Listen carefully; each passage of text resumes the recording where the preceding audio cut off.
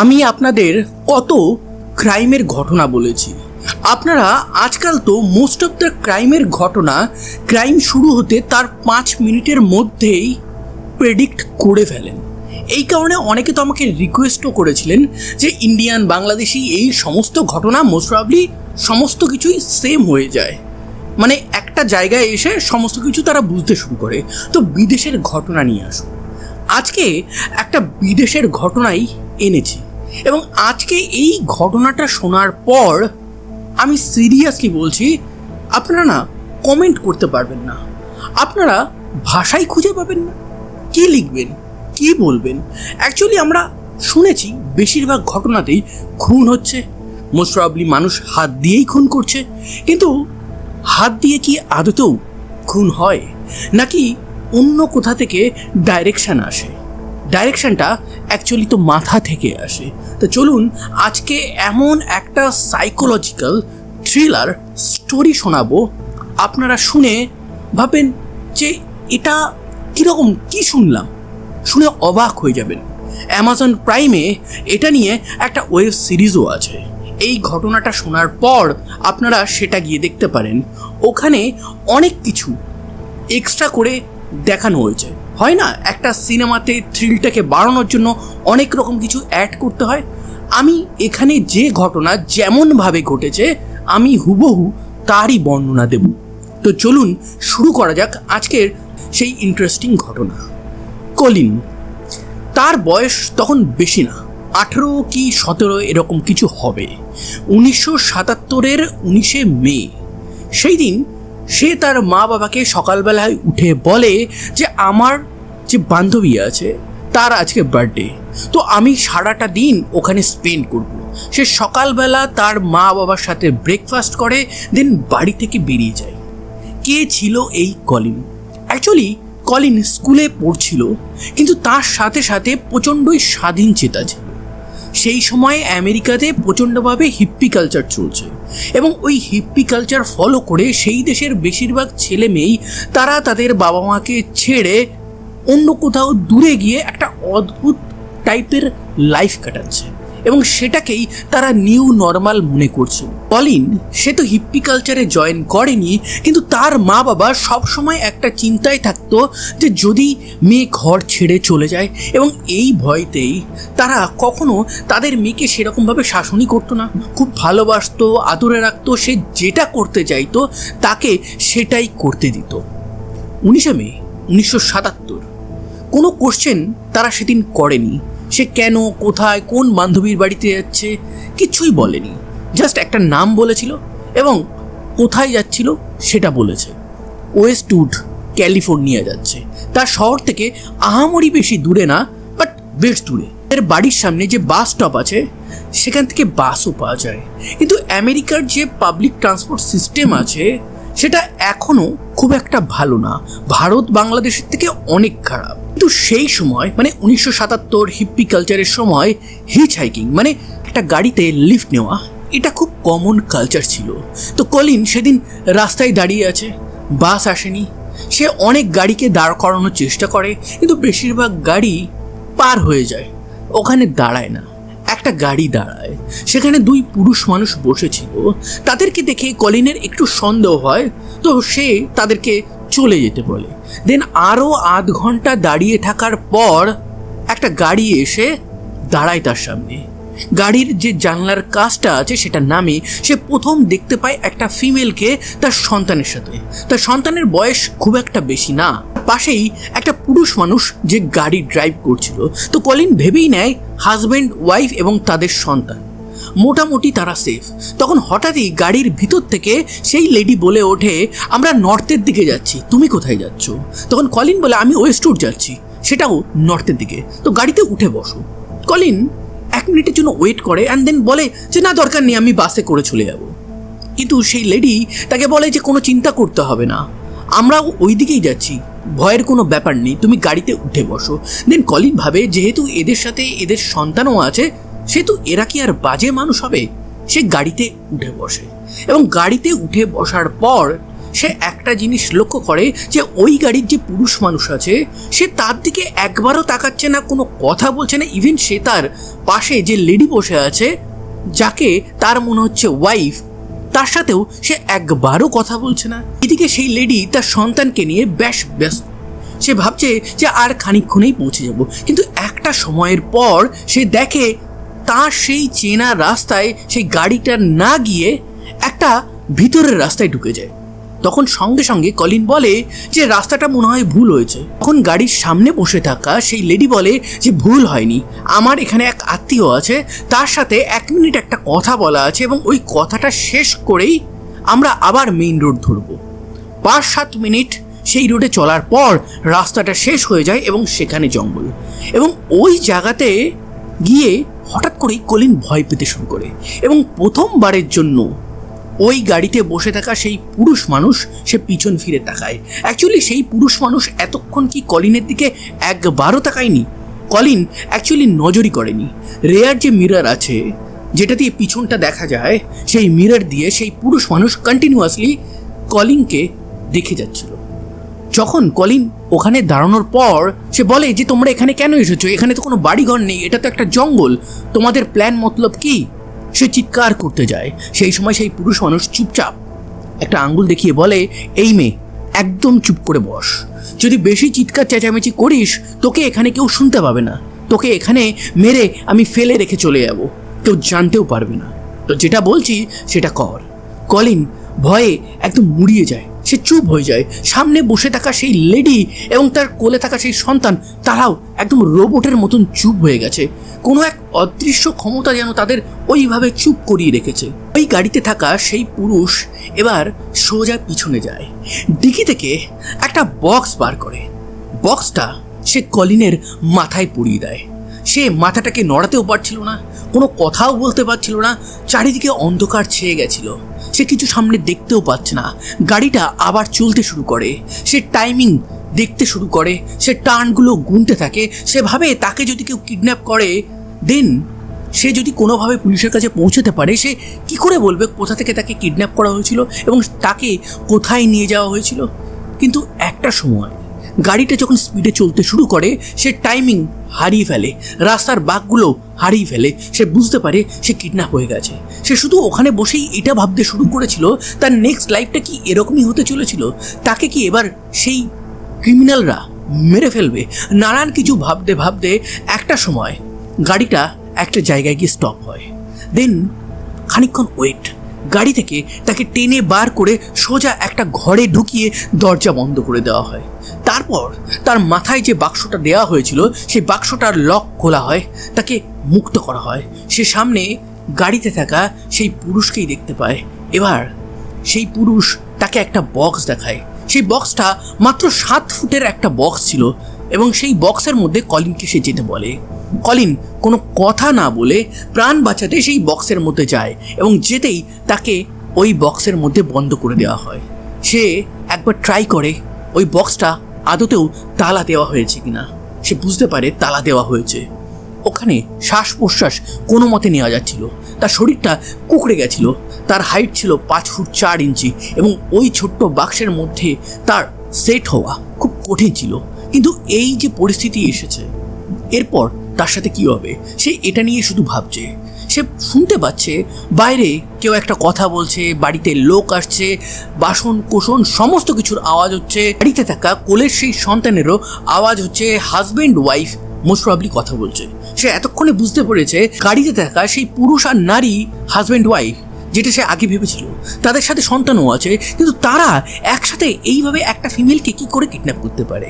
দেন রাত গভীর হয়, হঠাৎ করেই তালাটা খুলে যায়। কলিনকে বার করা হয় এবং সেই পুরুষ মানুষ তার সাথে কুকর্ম করে। তারপর তাকে আবার ওই বাক্সে ঢুকিয়ে দেওয়া হয়। পরের দিন সেম জিনিস, তাকে খুব কম খাবার এবং অল্প জল দেওয়া হচ্ছিল যাতে সে মরে না যায়।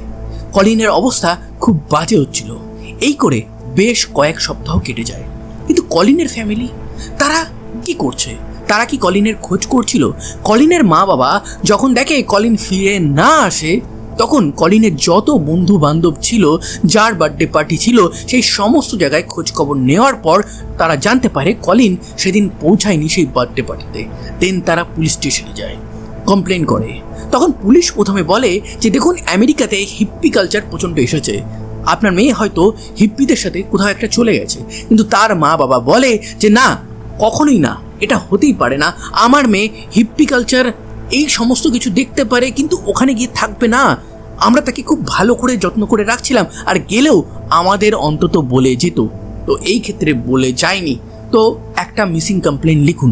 পুলিশ মিসিং কমপ্লেন লেখে এবং ওই এরিয়াতে একটা হিউজভাবে সার্চ অপারেশন শুরু করে। তারা ডোর টু ডোর ক্যাম্পেইন করে এবং একটা সময় তারা একটা কাপেলের দরজার সামনে যায়, দরজায় নক করে এবং বেরিয়ে আসে মিল ওয়ার্কার ক্যামেরুন এবং তার ওয়াইফ জেনিস। তাদের একটা কন্যা সন্তানও আছে যার বয়স খুব কম। পুলিশ তাদেরকে কলিনের ছবি দেখায়। ছবি দেখিয়ে জিজ্ঞাসা করে যে এই মেয়েটাকে কি আপনারা দেখেছেন? বেশ কয়েক সপ্তাহ ধরে মিসিং আছে। তখন ক্যামেরুন বলে, আহা বেচারা, এত কম বয়সে মিসিং গেল, হিপ্পি কালচারের সাথে কি জয়েন করলো, নানান এরকম কিছু কথা বলার পর পুলিশ চলে যায়। কিন্তু পুলিশ জানতো না, পুলিশের থেকে মাত্র 2 হাত দূরে একটা 7 ফুটের বক্সের মধ্যে যাকে তারা খুঁজছিল, মানে কলিন, সে আছে। কলিন বাইরের সমস্ত কথা শুনতে পাচ্ছিল। সে একটা সময় ভাবে সমস্ত ভয়কে সে জয় করে চিৎকার করবে। সে সমস্ত জোর দিয়ে চিৎকারও করে, ধাক্কা মারে, কিন্তু কেউ তার আওয়াজটা শুনতেই পারেনি। বাক্সটা অত্যন্ত মোটা ছিল, সেখান থেকে ভিতরের আওয়াজ বাইরে যাওয়া খুব চাপের ছিল। বাইরের যে আওয়াজটা আসছিল সেটা খুবই আস্তে আস্তে আসছিল। পুলিশ চলে যায়। কলিন সে তার সমস্ত আশা ছেড়ে দেয়। সে ভাবে হয়তো আমাকে এইভাবেই বাঁচতে হবে। আমি যদি শান্ত না থাকি, এই কিডন্যাপার আমাকে হয়তো কয়েকদিন পর, তার যখন মন ভরে যাবে, সে আমাকে মেরে ফেলবে। সে চুপচাপ তার কিডন্যাপারের সমস্ত কথা শুনে। আরও কয়েক সপ্তাহ কেটে যায়। 1977-এর ডিসেম্বর চলে আসে। চারিদিকে বরফ পড়ছে। সেই সময় ক্যামেরুন তার যে বন্দি আছে তাকে একটু ছাড় দিতে থাকে। তাকে মাঝে মাঝে বাইরে, মানে ঘরের মধ্যে ঘুরতে দিত, টুকটাক কাজ করতে বলতো, দেন আবার বক্সে ঢুকিয়ে দিত। আরও কয়েক মাস কেটে যায়। 1978 চলে আসে এবং এই 1978-এর জুলাইতে একটা অদ্ভুত জিনিস ঘটবে, যেটা ক্রাইম ইনভেস্টিগেশনে একটা মোড় ঘুরিয়ে দেবে। সেটা আপনারা শোনার পরেও বুঝতে পারবেন। কলিনকে ওই বাক্স থেকে ক্যামেরুন বার করে কিছু কাগজপত্র দেখায় এবং সেই কাগজপত্রে ক্লিয়ারলি অনেক কিছু কন্ট্রাক্ট, অনেক কোম্পানির ব্যাপারে কিছু লেখা আছে। এটা কলিনকে পড়তে দেয়। কলিন দেখে তার নাম লেখা আছে, তার মা বাবা, সে কোথায় থাকে, তার ব্যাপারে ইচ অ্যান্ড এভরি ডিটেলস ওখানে দেওয়া আছে এবং বলা আছে ক্যামেরুন কলিনকে কিনে নিয়েছে, সে তার দাস, কন্ট্রাক্ট হয়ে গেছে। কলিন যদি কোনোভাবে পালাতে চায় তাহলে তার উপর যে নজরদারি হচ্ছে সে তো ধরা পড়বেই, তার সাথে সাথে এর শাস্তি হিসাবে তার মা বাবা, ভাই বোন, যত আত্মীয় আছে তাদেরকেও হত্যা করে দেওয়া হবে। এবং এই জায়গাতে এসে কলিন প্রচণ্ডভাবে ভয় পেয়ে যায় এবং তাকে ক্যামেরুন বলে যে কলিন, তুমি কি এই জিনিসগুলো মানবে? তোমাকে আমি টাইম দিচ্ছি। এরও কয়েক মাস কেটে যায়। দেন ক্যামেরুন আর তার ওয়াইফ জেনিস তারা ঘর চেঞ্জ করে।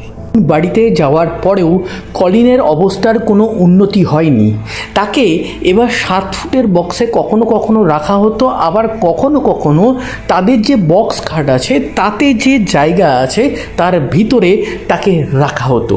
অন্য একটা জায়গায় যায় এবং সেইখানে গিয়ে আবার এই দা কোম্পানির ব্যাপারে সমস্ত কিছু বলে। কোম্পানিটার নামই অ্যাকচুয়ালি দা কোম্পানি ছিল। ক্যামেরুন একটা সিক্রেট সার্ভিসে কাজ করে এবং সেই সিক্রেট সার্ভিস কোম্পানির নামই হচ্ছে দা কোম্পানি। এবার এই দা কোম্পানির টার্মস অ্যান্ড রুলস সমস্ত কিছু দেখে জাস্ট এইটুকুই ভাবে কলিন যে আমার আর কোনো উপায় নেই। সে কন্ট্রাক্ট সাইন করে দেয় এবং এই কন্ট্রাক্টে ক্লিয়ারলি বলা হয়েছে যদি বন্দি, মানে কলিন, ভালো ব্যবহার, ভালো আচরণ এবং পালানোর না চেষ্টা করে তাহলে মাঝে মাঝে তাকে বাইরে যেতে দেওয়া হবে, নর্মাল কাজকর্ম সমস্ত কিছু করতে দেওয়া হবে। তো তারও একটা অধিকার থাকবে। আস্তে আস্তে কলিন এবার দিনের অনেকটা টাইম বাইরে থাকছিল। সে বাইরের লোককে দেখে, গাড়ি দেখে, সমস্ত কিছু দেখে, কিন্তু ক্যামেরুন যখনই আসে তার সাথে কুকর্ম করে এবং তাকে বক্সে ঢুকিয়ে দেয়, মাঝে মাঝে তাকে মারেও। কলিন যখন বাইরে বেরোতো তখন সে মাঝে মাঝে ক্যামেরুনের দিকে যখন তাকাতো সে বেশ ভয় পেয়ে যেত। তার মালিক বলে কথা, কিন্তু মালিকের যে বউ আছে জেনেস, তার দিকে সে তাকাতো। জেনেস কিন্তু একবারের জন্য কলিনের সাথে ডাইরেক্টলি আই কন্ট্যাক্ট করতো না। এই জিনিসটা নিয়ে সে ভাবতো যে কেন জেনিস কখনো আমার সাথে আই কন্ট্যাক্ট করে না, কেন আমার সাথে সেইভাবে কথা বলে না, যেমনভাবে ক্যামেরুন আমাকে অর্ডার দেয় সেইভাবে আমাকে অর্ডার কেন দেয় না। নতুন বাড়িতে আসার পর ক্যামেরুন কলিনের উপর একটা টেস্ট নেয়। সেই টেস্টটা কি, একদিন বাড়ি থেকে সে এবং জেনিস বেরিয়ে যায় তার সন্তানকে নিয়ে। দেন দরজা জানলা সমস্ত কিছু খোলা রাখে। সে বাইরে থেকে দেখছে যে কলিন সেই বাড়ি ছেড়ে পালায় কিনা। কলিনের কাছে অপশান আছে। কলিনও বুঝতে পারে যে বাড়িতে কেউ নেই, এইটাই তার পালানোর সব থেকে সুবর্ণ চান্স। কিন্তু তার হঠাৎ করেই মনে পড়ে যায় দা কোম্পানির ব্যাপারে। দা কোম্পানি তো সমস্ত কিছুই দেখছে, সে যদি পালিয়েও যায় তার মা বাবার সমস্ত কিছুর কি হবে, তাদেরকে তো মেরে ফেলবে। তো তাদের প্রাণ বাঁচাতে অন্তত তার পালানো চলবে না। তার এই কাজকর্ম, তার এই লাইফটা তাকে অ্যাকসেপ্ট করতেই হবে। সে অ্যাকসেপ্ট করে নেয়। সে সেদিন আর পালায় না। 1979 চলে আসে। হঠাৎই ক্যামেরুনের ওয়াইফ জেনিস প্রেগনেন্ট হয়ে যায় এবং এই প্রেগনেন্সির পরেই ক্যামেরুন কলিনকে বলে যে তোমাকে এবার থেকে বাড়ির সমস্ত কাজ করতে হবে, আমার ওয়াইফের খেয়াল রাখতে হবে, তার সাথে সাথে আমাকেও হ্যাপি রাখতে হবে। ক্যামেরুন আসতো, প্রত্যেক দিন কুকর্ম করতো, দেন আবার তাকে বাড়ির কাজও করতে হতো। এইভাবে দিন চলছিল। হঠাৎই 1981-এর টাইমে একটা অদ্ভুত গুড নিউজ কলিনের সামনে আসতে চলেছিল। একদিন ক্যামেরুন বলে যে তুমি যে টাইমটা আমার আন্ডারে কাটিয়েছো, তোমার ভালো বিহেভিয়ার, তোমার ট্রাস্ট, সমস্ত কিছু দেখে কোম্পানি ডিসাইড করেছে যে তোমাকে লেটার লিখতে দেওয়া হবে। তুমি তোমার মা বাবাকে লেটার লিখতে পারো, কিন্তু লেটারটা যেটা লিখবে সেটা আমি যা বলবো সেটাই লিখবো। তুমি যদি কোনোভাবে কোনো কিছু বলার ট্রাই করো তাহলে তোমার মা বাবা, তোমার ফ্যামিলি মেম্বারদের আর জীবন থাকবে না। তো এই ক্ষেত্রে খুব সাবধানে লিখো, আমি যা বলছি সেটাই লিখবে। সেখানে কলিনকে লিখতে বলা হয় যে মা বাবা, আমি ভালো আছি, আমি তোমাদের থেকে আপাতত দূরে আছি, আমার একটা বয়ফ্রেন্ড হয়েছে, আমি নতুন সংসার তৈরি করেছি, তো তোমরা চিন্তা করো না। এইভাবে 3-4টে চিঠি যখন কলিনের মা বাবার কাছে যায় তারা হ্যাপি হয়ে যায়। তারা ভাবে অন্তত আমার মেয়ে বেঁচে আছে, সে ভালো আছে। দেন একদিন কলিনকে ক্যামেরুন বলে যে তুমি লেখো, তুমি ভিজিট করতে যাবে। সত্যি সত্যি এই জিনিসটা কলিন কখনো কল্পনাতেও ভাবতে পারেনি যে সে এই বন্দি দশা থেকে বেরিয়ে তার মা বাবার সাথে ভিজিট করতে পারবে। 1981 আসে। একদিন সুন্দর দিনে কলিন, জেনেস এবং ক্যামেরুন এবং তাদের সন্তান, তারা 4 জন মিলে সোজা যায় কলিনের বাড়িতে। কলিন সেদিন একা বাড়িতে যায়। বাইরে দাঁড়িয়ে আছে একটা ভ্যানের মধ্যে জেনেস এবং ক্যামেরুন।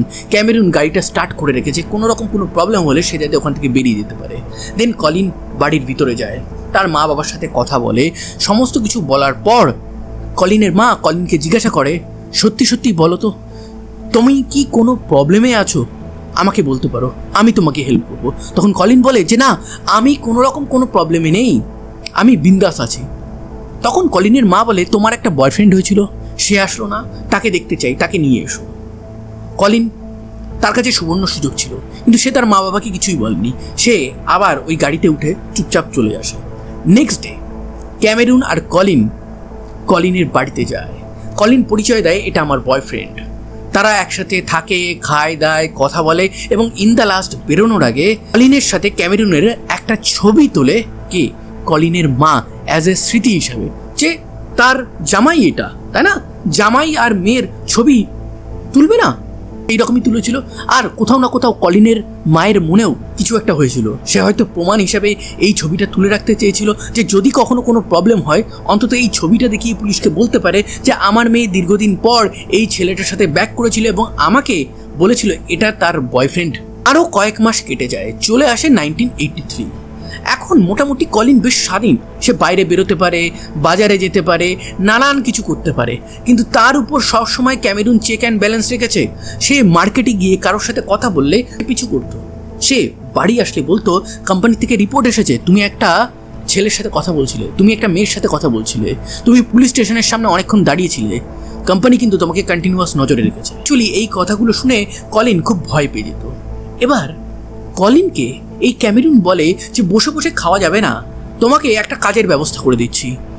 এই কলিন একটা মোটেলে চাকরের কাজ করতে যায়, সেখানে বাথরুম পরিষ্কার করে এবং তার থেকে যে টাকা পায় সেটা সমস্তটাই ক্যামেরুন রেখে দেয়। সে প্রত্যেক দিন কাজে যায়, পুলিশ স্টেশনের সামনে থেকে সে প্রত্যেক দিন হেঁটে আসে, কিন্তু পুলিশ স্টেশনে সে কোনোদিনও যাওয়ার সাহস পায়নি। সে ভাবে যে যদি পুলিশরাও ওই দা কোম্পানির মেম্বার হয়।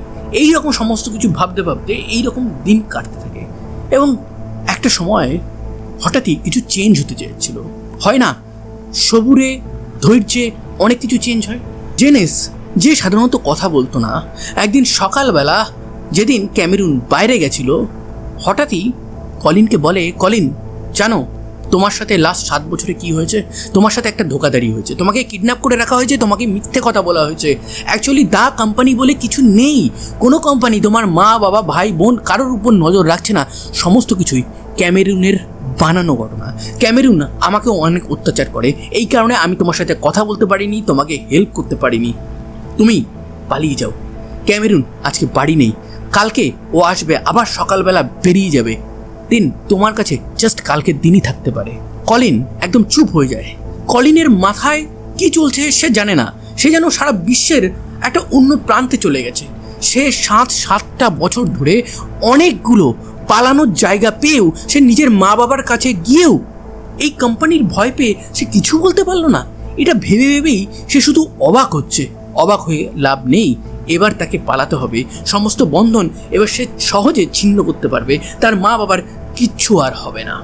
নেক্সট ডে সে বলে যে মা বাবাকে দেখতে খুব মন হচ্ছে, আমি তো তোমার কথা সব শুনি। সে ক্যামেরুনকে বলে যে আমি কি আমার মা বাবার কাছে যেতে পারি কয়েক ঘন্টার জন্য? ক্যামেরুন তাকে পারমিশন দেয়। কলিন একটা বাসে ওঠে তার হোম টাউন যাওয়ার জন্য। সে হোম টাউনে পৌঁছায়, দেন সোজা চলে যায় একটা চার্চে। পাদ্রিকে গিয়ে সমস্ত ঘটনা বলে, তার সাথে কি কি হয়েছে। পাদ্রি বলে যে তুমি পুলিশ স্টেশনে যাও, রিপোর্ট লেখাও। সে পুলিশ স্টেশনে যায়। পুলিশকে যখন সে এই পুরো ঘটনা বলে, তারা রীতিমতন চমকে যায়। এরপর পুলিশ জাস্ট একটা জিনিসই জিজ্ঞাসা করে, এই ক্যামেরুন কোথায়? ক্যামেরুনের থেকে যে তুমি পালিয়ে এসেছো। তখন সে বলে যে আমি ক্যামেরুনকে বলেই এসেছিলাম আমি আমার মা বাবার কাছে যাচ্ছি। রাস্তায় একটা ফোন বুথ থেকে তাকে ফোন করে আমি বলি যে আমি আর কোনো দিনও ফিরবো না। সে কাঁদছিল। এরপর পুলিশ কলিনের মা বাবাকে ডাকে, তারা আবার রিজয়েন্ট ফ্যামিলি হয়। দেন পুলিশ এবার সোজা চলে যায় ক্যামেরুন আর জেনিসের বাড়িতে। তারা তাদেরকে অ্যারেস্ট করে থানাতে আনে। জিজ্ঞাসাবাদ শুরু হয়। জেনিস সমস্ত কিছুর এক এক করে প্রমাণ দেয়, বলে এভাবে কলিনের সাথে কি কি হয়েছিল। কিন্তু পুলিশ বলে এতদিন তুমি চুপ ছিলে, কিন্তু আজকে হঠাৎ করে তুমি সমস্ত কিছু কেন কলিনকে বললে? তখন জেনিস বলে যে অ্যাকচুয়ালি ও আমাকে বরাবরই ভয় পাইয়ে রাখতো। আমি ছোটবেলা থেকে ওর সাথে প্রেম করেছি, এই কারণে আমার মনে হয়েছিল ওই আমার লাইফ। ও একটা মিল ওয়ার্কার, কলেজ স্কুলে খুব চুপচাপ থাকতো। আমার দেখা হয়, প্রেম হয়, বিয়ে করি, দেন সংসার করা শুরু করি। প্রথম থেকেই খুব কন্ট্রোলিং ছিল, কি পরবো কি খাবো সমস্ত কিছুই ও আমাকে বলে দিত। এইভাবে দিন চলছিল, আমি মানিয়ে নিচ্ছিলাম। একটা সময় ও আমাকে বলে ওর একটা মেয়ে লাগবে, আমার সন্তান হয়ে গেছে, আমি কোথায় যাব? তো আমি ওকে একটা মেয়ে কিডন্যাপ করতে হেল্প করি। তখন পুলিশ বলে সে কে? সে হচ্ছে কলিন কি? তখন সে বলে যে না, এর আগেও সে একটা কিডন্যাপ করেছিল এবং তার নাম হচ্ছে এলিজাবেথ। এই এলিজাবেথ প্রোটেস্ট করেছিল, এই কারণে তাকে কুকর্ম করে সে মেরে দিয়েছিল। এই এলিজাবেথের ব্যাপারে পুলিশ পরে তদন্ত করবে, কিন্তু তদন্তে কিছুই বেরিয়ে আসে না, যেহেতু বডিটাই তারা আর কোনোদিন খুঁজে পায়নি। তারা আবার কনসেন্ট্রেট করে এই কলিনের ব্যাপারে। দেন সে বলে তাহলে কলিনের ব্যাপারটা কলিনকে পুরো কেন বললে যে দা কোম্পানি ফেক? তোমার মনে কি হয়েছিল? সে বলে অ্যাকচুয়ালি হঠাৎ করেই আমার হাজব্যান্ড ক্যামেরুন সে ভালোবাসতে শুরু করেছিল কলিনকে। সে ভেবেছিল তার সেকেন্ড ওয়াইফের মর্যাদা এই কলিনকে দেবে এবং তার সাথে সাথে তার আরও বেশ কয়েকটা মেয়ের দরকার ছিল। আমি তাকে প্রাথমিকভাবে বোঝাই যে হ্যাঁ আমি সমস্ত কিছুর ব্যবস্থা করে দেবো, কিন্তু তুমি সন্তান জন্মানোর সমস্ত কিছু করবে আমার সাথে, বাচ্চা শুধুমাত্র আমার থেকেই নেবে। কিন্তু একটা সময় আমি ভাবি যে এইভাবে আর বাঁচা যাবে না। ওর বিহেভিয়ার চেঞ্জ হচ্ছিল। অ্যাকচুয়ালি প্রথম দিকে যখন কলিনকে আনা হয়েছিল ও আগে আমার সাথে খুবই খারাপ ব্যবহার করতো, কিন্তু কলিন আসার পর আমার সাথে আর খারাপ ব্যবহার করতো না। সমস্ত খারাপ ব্যবহার সে কলিনের সাথেই করতো। এই কারণে আমি চুপ ছিলাম এবং এই সময় এসে যখন বুঝতে পারি আমার দরকার ফুরিয়ে যেতে পারে, আমাকে মেরে ফেলতে পারে, আমার সন্তানের কী হবে, আমি ওর সাথে থাকতে চাইছিলাম না। আমি চাইছিলাম আমি আমার সন্তানকে নিয়ে ওকে ছাড়া শান্তিতে থাকবো। মানে অ্যাকচুয়ালি ক্লিয়ার কাট ব্যাপারটা হচ্ছে যে যখন মানুষের নিজের স্বার্থে আঘাত লাগে মানুষ তখন সত্যি বলে, সে সত্যি একটা নৈতিক মানুষ হয়ে যায়। এই ক্ষেত্রে জেনিসও নৈতিক মানুষ হয়ে গেছিল। 1985 সাল কোর্টে এই কেসটা ওঠে। জেনিসকে ইমিউনিটি দেওয়া হয় যেহেতু সে রাজসাক্ষী ছিল। সমস্ত প্রমাণ পুলিশ অলরেডি জোগাড় করেছিল। 7 ফুটের সেই বক্সটাও কোর্টে আনা হয়। সবাই রীতিমতন কেঁদে ফেলে। দেন ক্যামেরুনকে 104 বছরের জন্য উইদাউট প্যারোল, মানে সে আর কোনোদিনও বেরোতে পারবে না, তাকে জেলে পাঠিয়ে দেওয়া হয়। সে এখনও জেলে আছে। তার এখন বয়স হচ্ছে 74 বছর এবং যখন সে জেলে গেছিল তখন তার বয়স ছিল 32 বছর। বর্তমানে জেনিস আমেরিকার কোনো একটা অচেনা শহরে আছে, কেউ তার ব্যাপারে জানে না। আর এদিকে কলিন পরবর্তী সময়ে সে পড়াশুনো করে, সে নিজেকে লয়ার বানায়, তারপর সে বিয়ে করে, তারও একটা কন্যা সন্তান হয়। সে এখন সমস্ত জায়গায় সেমিনার করে এবং সবাইকে এই ব্যাপারগুলো নিয়ে শিক্ষা দেয়। সে ভালো আছে, তার হাজব্যান্ড ভালো আছে, তার মেয়েও এখন বড় হয়ে গেছে, সেও কলেজে চলে গেছে। আর জেনিস, তার ব্যাপারে বর্তমানে কেউ জানে না। তার 2 মেয়ে হয়তো এখন বড় হয়ে গেছে, তারা হয়তো তাদের বাবার ব্যাপারে কোনোদিনও জানতে পারবে না। শেষে এটুকুই বলবো, জেনিস এই কাজটা যদি প্রথমে করতো তাহলে একটা মেয়ের জীবন থেকে 7 বছর নষ্ট হতো না। জেনিসও অনেক আগে মুক্তি পেয়ে যেত। আর জেনিস কখনো কি অপরাধ বোধে ভোগে?